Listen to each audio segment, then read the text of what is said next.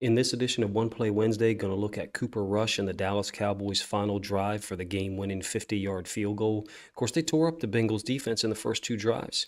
I think 26 plays, 155 yards in the first two drives, went for it on a 4th and 2 from like their own 44, 45-yard line, somewhere around there. Noah Brown, a supposedly no-name receiver who went to Ohio State, making plays in the first 2 weeks for the Cowboys. Going to do a film study on him. But Cooper Rush, going to look at 3 throws. So, One Play Wednesday is a little bit of a misnomer in this case. 3 throws from Cooper Kupp on that final drive before one run play and then a spike to go ahead and kick the game-winning field goal and upset the Bengals, who had stormed all the way back. The Bengals had tied the game at 14 on a 21-play drive. 2 possessions later, Cooper Rush, I'm going to call him Cooper Kupp at some point during this video, starts this drive with a completion to CeeDee Lamb in the left flat. I'm not sure what this flag is on. I kind of think it's on the Bengals for interference, for holding. But I want to talk about this play a little bit. I think it's a really nice design.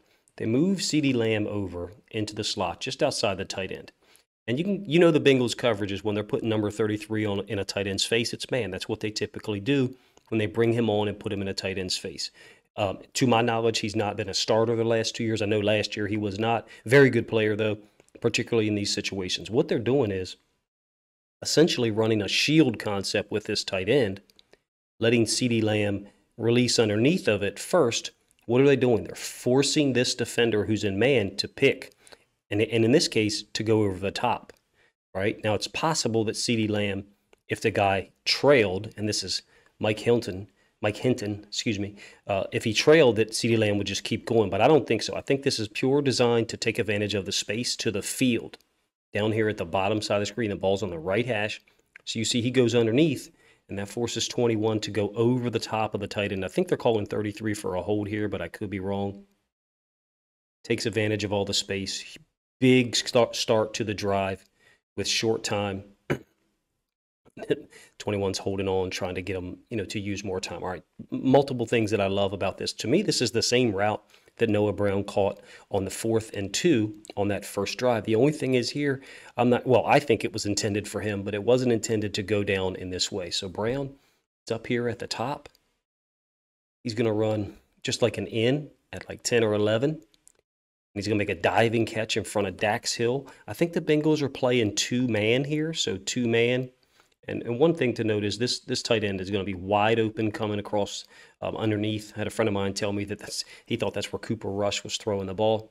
But cool design of the pass pro, fortuitous for the Cowboys, and career defining for a guy like, well, not just Cooper Rush, but Noah Brown as well, to make big catches in the first 2 weeks, but also to make a big catch right there to help his team get in field goal range. So to get Trey Hendrickson down here, let's talk about the pass pro a little bit for the Cowboys. Tight end's going to chip him, and then, like I said, release out into his route. So Trey Hendrickson's got to deal with a chip. Not one, though, because the running back is coming to the side, and once the tight end releases him, the running back is going to chip Hendrickson too. A lot of respect for Hendrickson. You can't blame him. Guy's made, a ridiculous amount of plays in the last year plus with the Bengals since signing with them out of New Orleans. They had 14 sacks 1 year with New Orleans. Watch the running back now. Plant into Hendrickson. You'll get the end zone angle. You'll get a little bit better view of the pass pro. And there's Hendrickson there. Tight end's going to chip him. Then the running back's going to help out the left tackle. On the ensuing play that I'll show you in a moment from the end zone angle, you'll see what Hendrickson does without any chip. So let's go back. Let's rewind back here and talk about now the inside linebacker, Wilson. Tremendously underrated player. Makes a great effort here trying to get to the quarterback. Coming around the edge. And you'll see he clearly deflects this ball. Could have very easily been knocked backwards or to the side. Fortunately for the Cowboys, this ball ends up going right to Noah Brown. Well, excuse me, in an area where Noah Brown is able to make a diving catch. I know you guys have that frame at the bottom of the screen, so it's hard for you to see. Beautiful play. Awesome story. Dak Prescott injured. Cooper Rush gets in. I think he started 1 game last year, 2021. Got in and threw like 14 or 16 passes last week against the Bucs, and they're, really disappointing loss, obviously. All right, different protection scheme for the Cowboys, different route design. You get a clear out route from the number 1 receiver. And I think this is Eli Apple, who's got to respect that, all right, no matter what the coverage is for the Bengals, unless it's covered 2. And then CeeDee Lamb going to run the out. And I think Cooper Rush intentionally throws this low. I think he's trying not to sail this because he knows the coverage at this point. I mean, he sees the, if you were a bigger armed guy and maybe a different situation in the game, maybe do you take a shot up top? Possibly, I guess. But he understands that Eli Apple's got to respect this vertical, and he's going to stick this pretty much right where Eli Apple is standing right now. I think another yard or two deeper is where that ball ends up.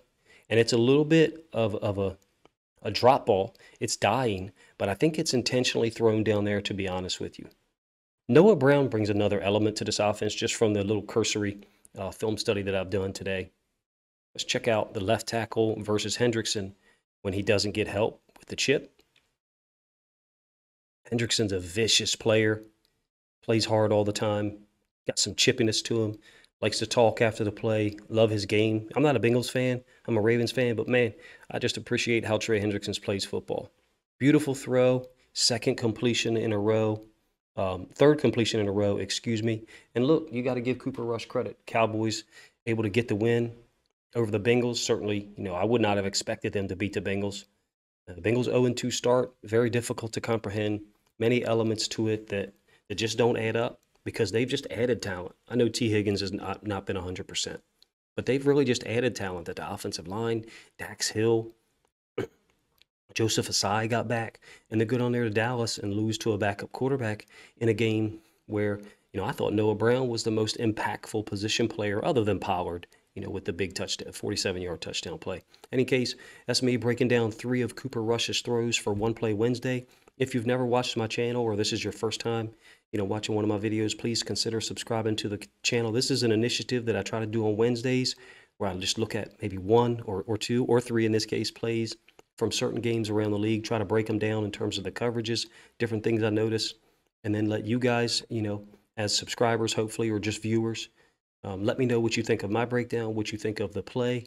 Very easily, that game could have gone into overtime were Noah Brown not to make, a diving catch on that second throw that I showed you. Awesome win for the Cowboys, possibly season saving.